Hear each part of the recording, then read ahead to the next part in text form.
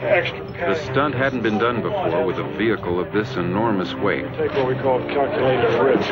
This is a calculated risk. To effect the flip, a section of telephone pole would be fired out of the bottom by powerful explosives. Glenn would both drive and detonate the charge.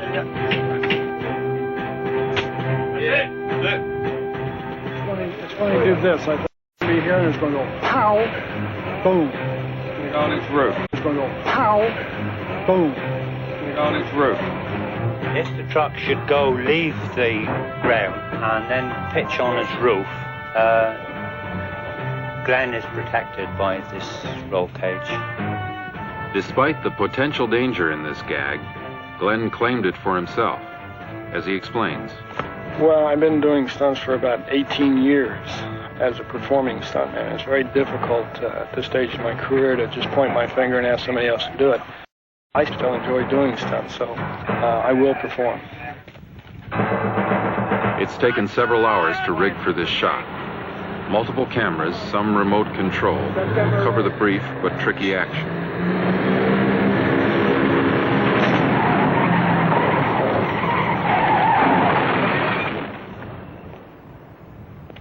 Great, beautiful, just lovely. It's not the sensational effect Glenn was looking for.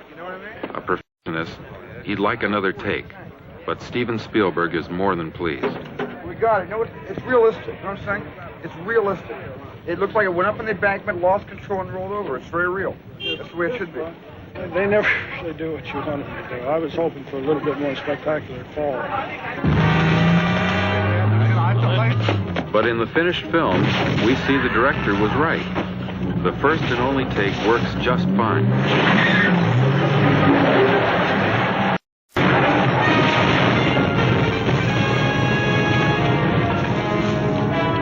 And so, by the combined efforts of the stunt and special effects departments, we've seen the last of our specially built 5-ton truck.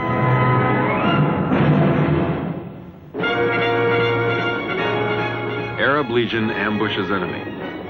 Just a few words in the script for Lion of the Desert would be transformed into this incredibly realistic action sequence. Glenn Randall was stunt coordinator on this film before tackling Raiders. It took him 6 months to prepare the elements of this complex battle scene.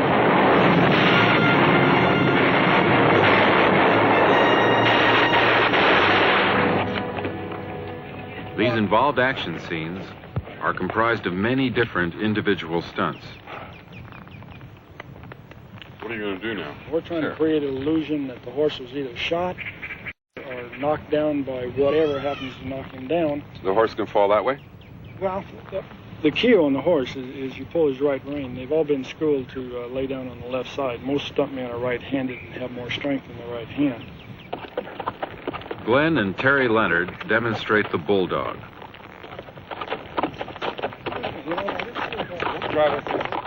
In this basic stunt, Terry will jump and knock Glenn and the horse to the ground. Glenn's favorite train, Rocket, will fall on cue, then quickly get to his feet again, unhurt.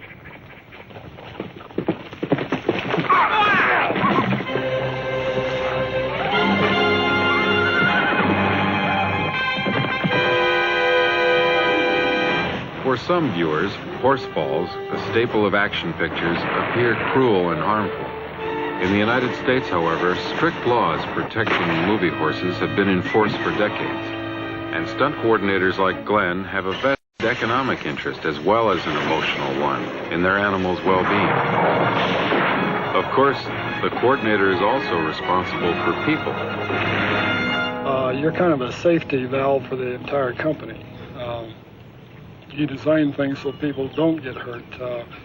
Stuntmen don't have the advantage of having hindsight. You better be right to begin with, or there's hell to pay, big consequences to pay. So you're looking at all aspects of it, from the design of the wardrobe so the man can move properly in it, to the vehicle you're using, to the safety devices and equipment that you incorporate into your show. Because of new safety techniques, spectacular high falls like this one in Hooper are now possible.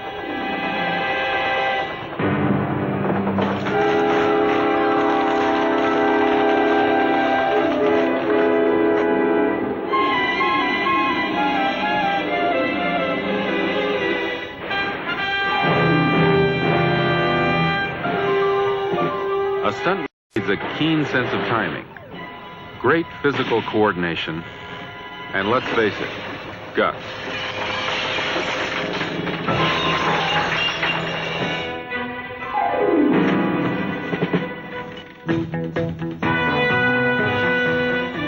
Give him a gag with a motorcycle and see what happens.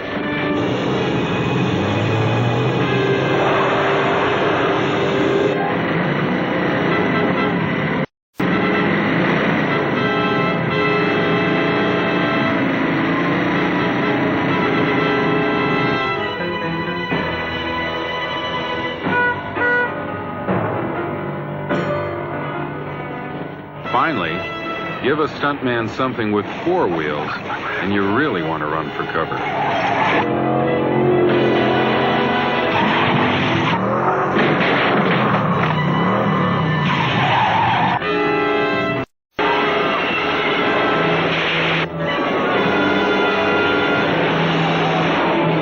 Almost every stunt that's done today, you could look back in past films and say, well, they did something very similar to that or just exactly like it.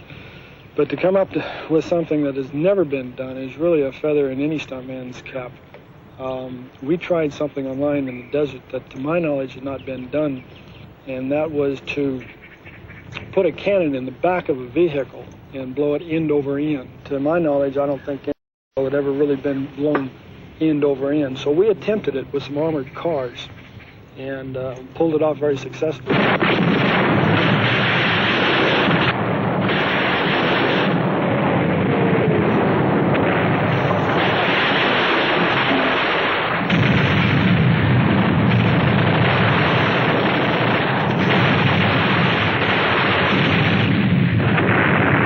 Well, I'd never do a stunt. I would never find myself in a position to do a stunt. I wouldn't call anything that I did in Raiders really a stunt. I'd call it physical acting. Wow. You know, wouldn't you? Yeah, I mean, you'd have to. You've got a disadvantage. See, a stuntman, before he goes into a situation, he could scream and holler and cuss and do whatever he has to do, where you have to stay in character. So when you see yourself just about ready to hit the wall and you're not supposed to hit the wall, you still have to stay in character. That's right. So I could try. You know, the big I'll tell you another thing is that one of the big differences is that you got to act all the way. That's right. And it takes twice as much energy as if you were just doing the physical part of it.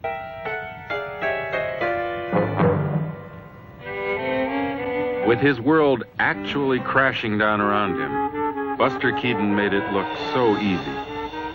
Like Keaton, many stars of the silent era not only did physical acting, but also their own stunts. The popular comedian from England, Monty Banks, made numerous two-reels filled with truly death-defying predicaments.